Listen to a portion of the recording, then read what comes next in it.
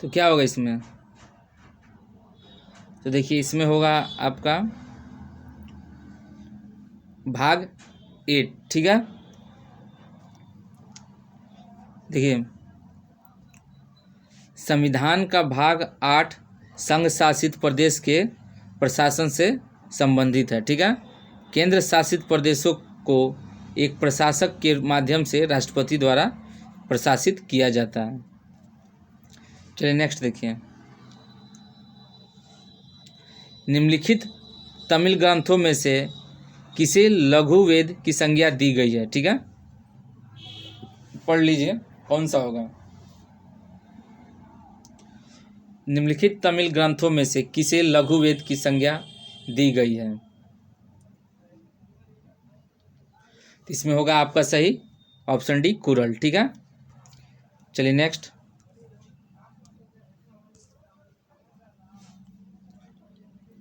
भारत में ब्रिटेन के सभी संवैधानिक प्रयोगों में से सबसे कम समय तक चला, ठीक है। भारत में ब्रिटेन के सभी संवैधानिक प्रयोगों में से सबसे कम समय तक चला। ए 1861 का इंडियन काउंसिल एक्ट, बी 1892 का इंडियन काउंसिल एक्ट, सी 1909 का इंडियन काउंसिल एक्ट, या डी 1919 का गवर्नमेंट ऑफ इंडिया एक्ट, ठीक है। बताइए कौन सा होगा। भारत में ब्रिटेन के सभी संवैधानिक प्रयोगों में से सबसे कम समय तक चलने वाला कौन सा होगा इसमें? तो देखिए इसमें होगा option C is the right answer, 1909 का इंडियन काउंसिल एक्ट, ठीक है। ये सबसे कम समय तक चला था, ठीक है। देखिए 1909 का अधिनियम, जिसे मार्ले मिंटो सुधार के नाम से भी जाना जाता है, यह सबसे कम समय तक अर्थात 10 वर्षों तक चला था। इस अधिनियम की मुख्य विशेषता संप्रदायवाद को जन्म देता था। इसी अधिनियम द्वारा सर्वप्रथम सांप्रदायिक निर्वाचन प्रणाली यानी कि मुसलमानों की शुरुआत की गई, ठीक है। चलिए आगे देखिए। नेक्स्ट क्वेश्चन हमारा, INA मुकदमा किसके काल में चलाया गया, ठीक है। INA मुकदमा किसके काल में चलाया गया? A Lord Wavell, B Lord Mountbatten, C Lord Canning, उपरोक्त में से कोई नहीं, ठीक है। INA मुकदमा किसके काल में चलाया गया? तो बताइए कौन सा होगा इसमें राइट आंसर?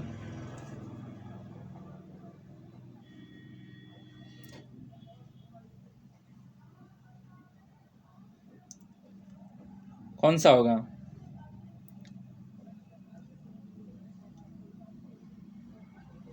तो देखिए इसमें होगा आपका option A is the right answer, Lord Wavell, ठीक है।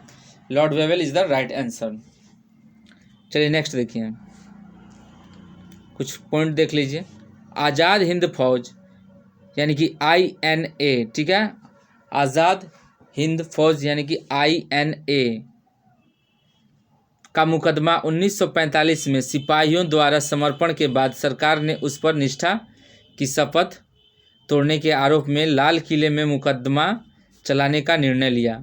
यह मुकदमा लॉर्ड वेवेल के कार्यकाल 1944 से 1947 में चलाया गया था, ठीक है। आगे देखिए, निम्न में से कौन नेता उग्रवादी नहीं था, ठीक है। इनमें से 4 ऑप्शन में आपको 3 ऑप्शन में बताना है कौन सा एक नेता उग्रवादी नहीं था, ठीक है। या फिर डी होगा उक्त में से कोई नहीं। कौन सा होगा इसमें?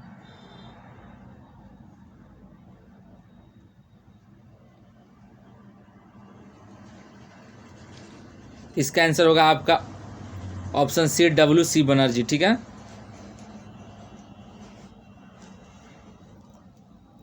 देखिए लोकमान्य तिलक, अरविंद घोष, विपिन चंद्रपाल, लाला लाजपत राय आदि प्रमुख उग्रवादी नेता थे, ठीक है। जबकि वेमस चंद्र बनर्जी उदारवादी कांग्रेसी नेता थे, ठीक है। आगे देखिए,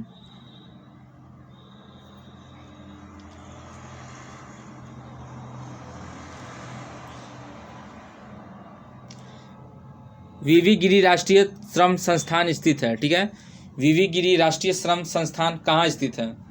ए नोएडा में, बी नई दिल्ली में, सी गाजियाबाद में, या डी गुरुग्राम में।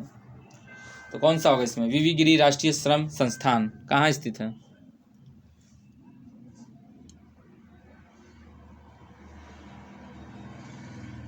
तो इसका आंसर होगा आपका ऑप्शन ए, नोएडा में, ठीक है। चलिए नेक्स्ट देखिए। वीवी गिरी राष्ट्रीय श्रम संस्थान नोएडा में स्थित है।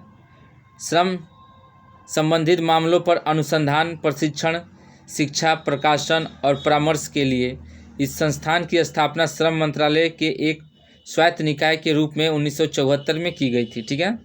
भारत के भूतपूर्व राष्ट्रपति स्वर्गीय वीवी गिरी के सम्मान में 1995 में इसका नया नामकरण किया गया।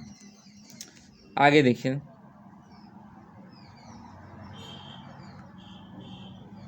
क्वेश्चन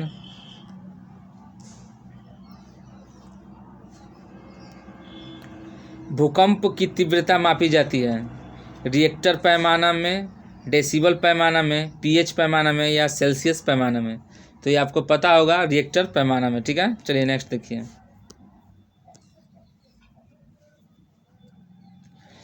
राष्ट्रीय विकास परिषद कब गठित की गई थी? राष्ट्रीय विकास परिषद कब गठित की गई थी? ए 26 जनवरी 1950, बी 15 मार्च 1950, सी 6 अगस्त 1951, या डी 6 अगस्त 1952, ठीक है। तो क्या होगा इसमें? राष्ट्रीय विकास परिषद कब गठित की गई थी? क्या होगा? तो देखिए इसका आंसर होगा आपका ऑप्शन डी, 6 अगस्त 1952, ठीक है। राष्ट्रीय विकास परिषद का गठन 6 अगस्त 1952 को हुआ था।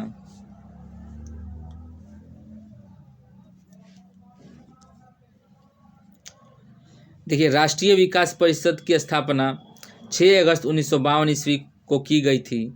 यह एक संविधानेतर निकाय है जिसका अध्यक्ष प्रधानमंत्री होता है तथा सभी राज्यों के मुख्यमंत्री इसके सदस्य होते हैं। योजना आयोग द्वारा तैयार योजनाओं का अनुमोदन राष्ट्रीय विकास परिषद करती है, ठीक है। आगे देखिए। 1 रुपये के भारतीय नोट पर किसके हस्ताक्षर होते हैं? ठीक है। 1 रुपये के भारतीय नोट पर किसके हस्ताक्षर होते हैं? ए गवर्नर भारतीय रिजर्व बैंक, बी सचिव वित्त मंत्रालय, सी वित्त मंत्री, या डी उपयुक्त में से कोई नहीं, ठीक है। 4 ऑप्शन दिए गए हैं। अब बताइए क्या होगा इसमें? 1 रुपये के भारतीय नोट पर किसके हस्ताक्षर होते हैं?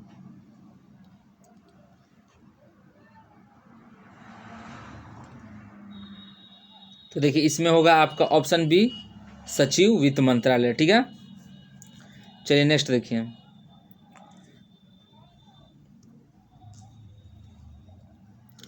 भारतीय संविधान की 7वीं अनुसूची के अंतर्गत संघ सूची में निम्नलिखित में से किसका उल्लेख नहीं है? ठीक है। भारतीय संविधान की 7वीं अनुसूची के अंतर्गत संघ सूची में निम्नलिखित में से किसका उल्लेख नहीं है? इन 4 में से एक का उल्लेख नहीं है, ठीक है। ए बैंकिंग, बी बीमा, सी जनगणना, या डी गैस। भारतीय संविधान की समवर्ती सूची, ठीक है। भारतीय संविधान की समवर्ती सूची के अंतर्गत संघ सूची में निम्नलिखित में से किसका उल्लेख नहीं है? अब बताइए संघ सूची में इन 4 में से किसका उल्लेख नहीं है? बैंकिंग, बीमा, जनगणना, गैस।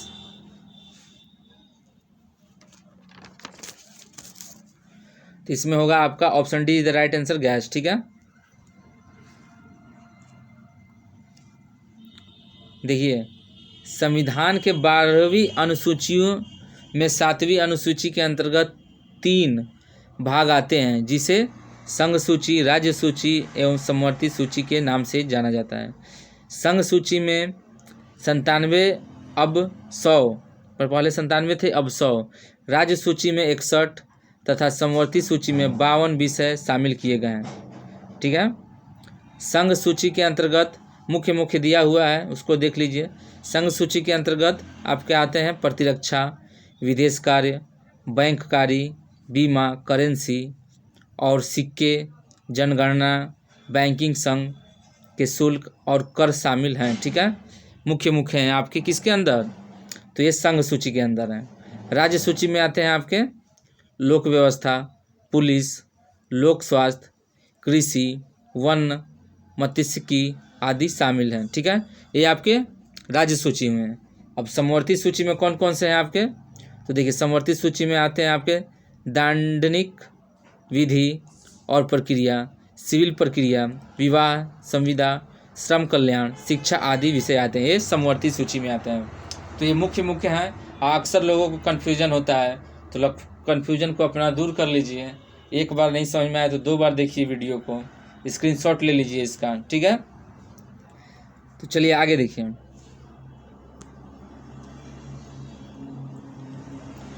भारत की संसदीय व्यवस्था में शून्य कहाँ से लिया गया है। ठीक है, जो हमारी संसदीय व्यवस्था है उसमें शून्य काल कहाँ से लिया गया है, बताइए कौन सा होगा इसमें।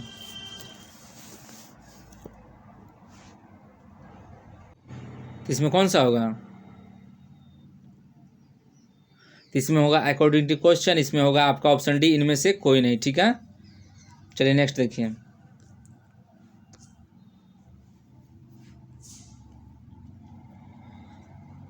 उक्त शब्द का विलोम है। ठीक है, उक्त शब्द का विलोम है, 4 ऑप्शन दिए गए हैं, इनमें से बताना है आपको उक्त शब्द का विलोम कौन सा होगा।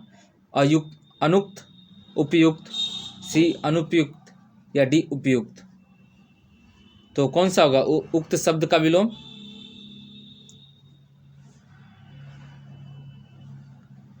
बताइए क्या होगा। तो इसमें होगा आपका ऑप्शन ए अनुक्त। ठीक है, चलिए नेक्स्ट देखिए। इनमें से कौन सी कहावत सही है। ठीक है, 4 कहावत है आपकी, अब बताइए चारों में से कौन सी कहावत सही है।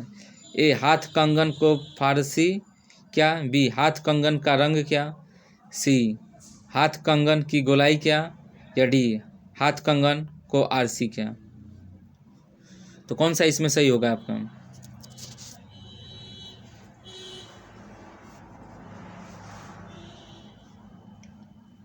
तो इसमें होगा आपका ऑप्शन डी हाथ कंगन को आरसी का। ठीक है, option D is the right answer. चलिए आगे देखिए। तुंग का पर्यायवाची शब्द क्या होगा, तो ये क्वेश्चन एक बार और आया था, तो बताइए क्या होगा इसमें। ए ऊंचा, बी पर्वत, सी प्रचंड, डी मुख्य। तुंग का पर्यायवाची शब्द क्या होगा, इसका होता है आपका ऊंचा, ए। ठीक है,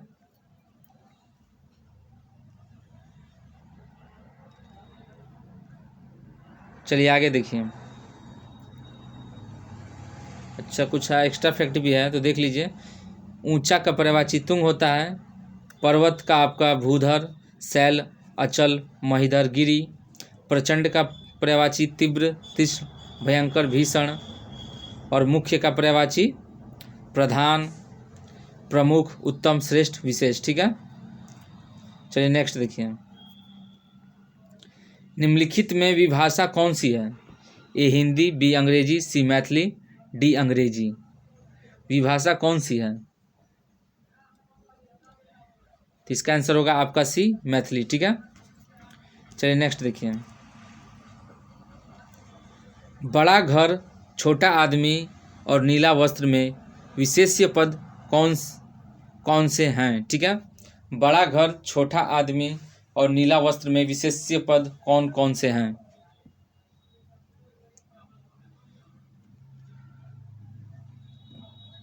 तो बताइए क्या होगा।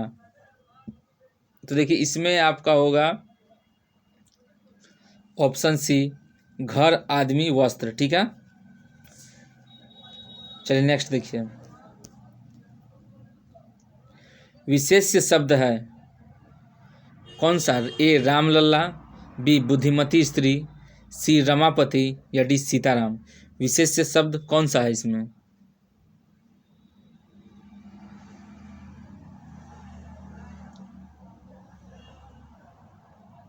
तो इसका आंसर होगा आपका डी सीताराम आपका विशेष्य शब्द है, ठीक है। विशेष्य का मतलब होता है जिस संज्ञा की विशेषता प्रकट की जाए उसे विशेष्य कहते हैं, ठीक है। जिस संज्ञा की विशेषता प्रकट की जाए उसे विशेष्य कहते हैं। आगे देखिए, परिमाणवाचक क्रिया विशेषण का वाक्य होगा, ठीक है। परिमाणवाचक क्रिया विशेषण का वाक्य होगा, बताइए चारों में से कौन सा वाक्य है परिमाणवाचक क्रिया विशेषण, ठीक है। ए, वह बहुत थक गया है। बी, वह अभी अभी गया है। सी, वह अंदर बैठा है। डी, वह अब भली भांति नाच लेता है। तो परिमाणवाचक क्रिया विशेषण वाक्य कौन सा है इसमें?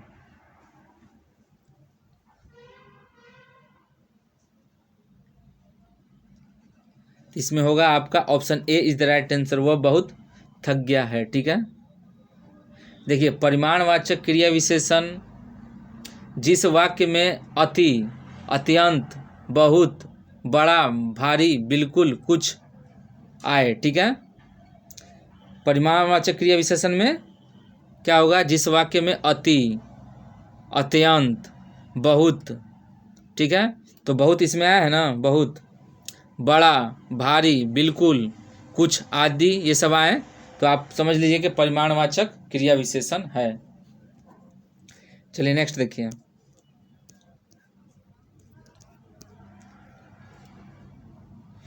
निम्नलिखित में से कौन सा शब्द अरविंद का पर्यायवाची नहीं है, ठीक है।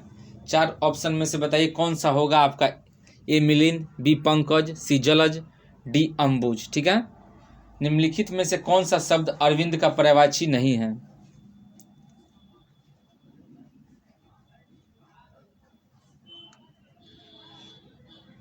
इसमें होगा आपका ऑप्शन ए मिलिंद। मिलिंद किसका पर्यायवाची है? तो ये पर्यायवाची है भौरा का, ठीक है। भौरा का पर्यायवाची है मिलिंद, ठीक है। और कमल का पर्यायवाची आपका ये पंकज है, कमल का पर्यायवाची होता है। अंबुज भी आपका कमल का पर्यायवाची होता है और जलज भी आपका कमल का पर्यायवाची है।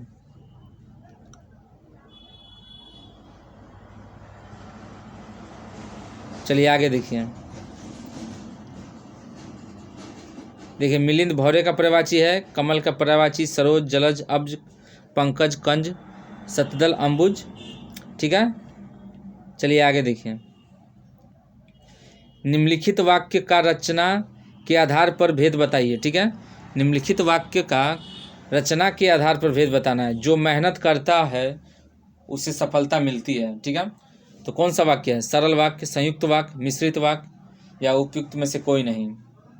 जो मेहनत करता है उसे सफलता मिलती है।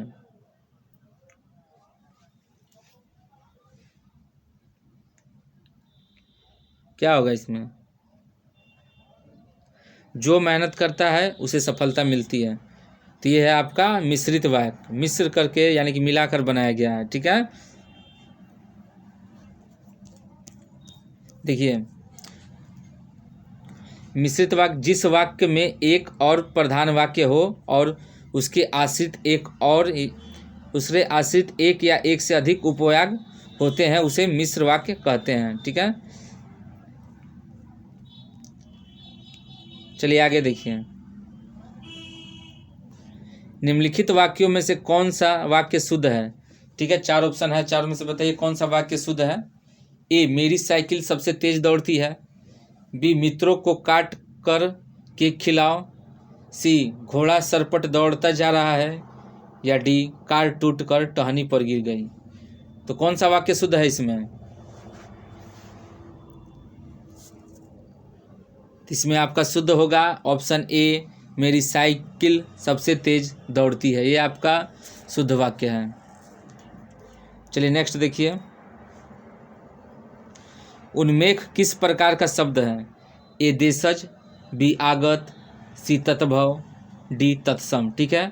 उन्मेष किस प्रकार का शब्द है?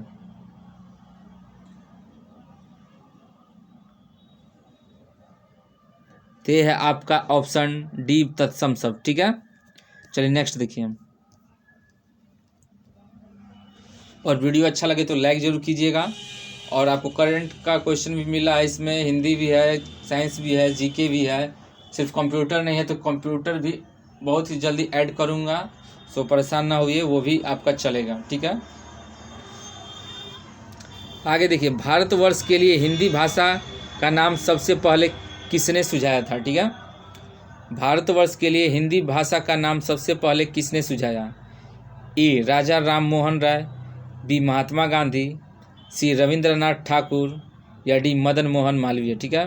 भारतवर्ष के लिए हिंदी भाषा का नाम सबसे पहले किसने सुझाया? तो इसका आंसर होगा आपका option A, Raja Ram Mohan Roy is the right answer, ठीक है।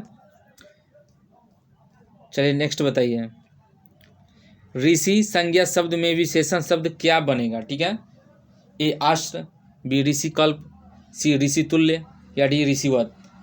ऋषि संज्ञा शब्द से विशेषण शब्द क्या बनेगा? विशेषण शब्द क्या बनेगा ऋषि संज्ञा शब्द से?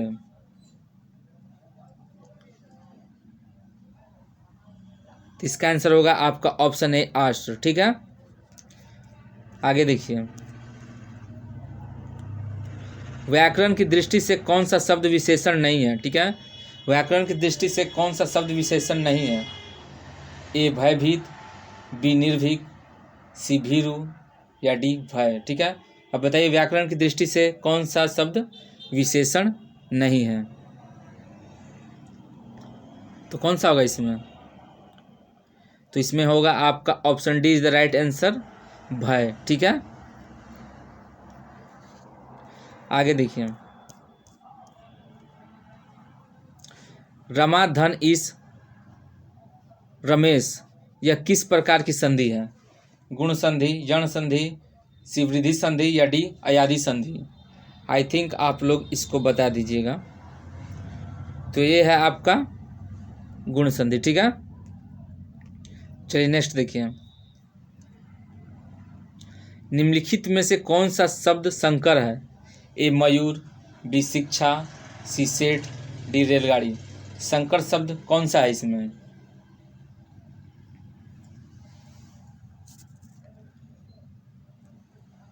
संकर शब्द का मतलब होता है हिंदी और इंग्लिश का मेल से बना शब्द। तो इसमें होगा आपका रेलगाड़ी। रेल आपका इंग्लिश शब्द है और गाड़ी हिंदी है, ठीक है। आगे देखिए, आपने हमें महान कर दिया, आपने हमें महान कर दिया, यह कैसा वाक्य है? ए आज्ञार्थक, बी विस्मयादि बोधक, सी निषेधार्थक या डी इच्छा बोधक। आपने हमें महान कर दिया, तो यह है आपका ऑप्शन बी विस्मयादि बोधक, ठीक है। चलिए नेक्स्ट देखिए, प्रभंजन शब्द का पर्यायवाची शब्द क्या है? प्रभंजन शब्द का पर्यायवाची शब्द क्या है? ए झंडा, झंझा, बी प्रचंड वायु, सी विध्वंसकारी, डी तेज हवा। प्रभंजन शब्द का पर्यायवाची क्या है?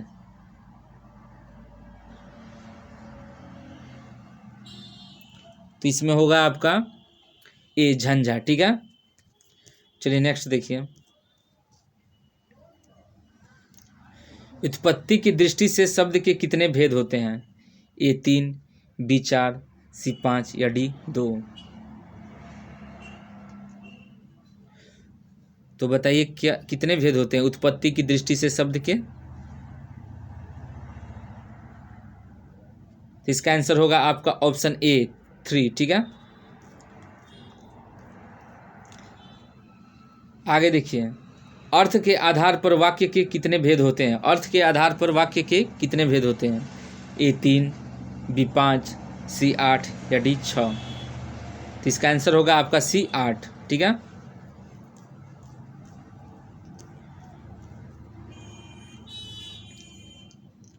देखिए जो 8 भेद हैं वो कौन कौन से हैं? अर्थ की दृष्टि से वाक्य के 8 भेद होते हैं। विधिवाचक, निषेधवाचक, आज्ञावाचक, प्रश्नवाचक, विस्मयवाचक, इच्छावाचक, संदेहवाचक और संकेतवाचक, ठीक है। तो दोस्तों कैसा लगा मेरा वीडियो? ये वीडियो का लास्ट क्वेश्चन था, मिलते हैं कल अगले वीडियो के साथ, ठीक है। और वीडियो अच्छा लगे तो लाइक ज़रूर कीजिएगा, और सब्सक्राइब नहीं किए हैं तो सब्सक्राइब जरूर कर दीजिएगा, ठीक है। मिलते हैं कल, धन्यवाद।